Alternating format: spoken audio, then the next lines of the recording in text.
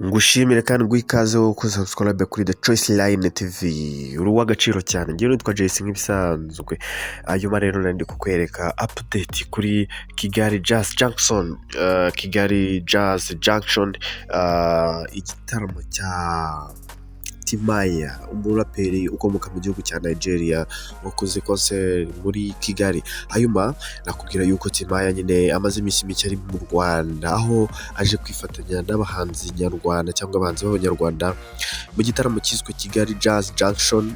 Hanyuma rero nkaba nakubwira ngo kora subscribe, like, share, comment kugira ngo ibintu bikomeze kuba neza cyane kabisa.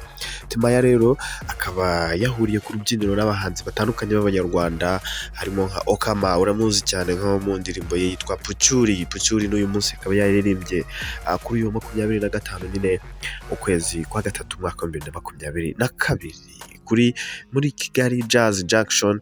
Akaba aribwo rero uyu muhanzi nyine TIMAYA n'abandi bahanzi batandukanye aba DJs batandukanye harimo nka janctiion ndetse n'abandi batandukanye. Ndabona kabisa DJ Jizzy yahawe nyine umwanya maze avanga imiziki.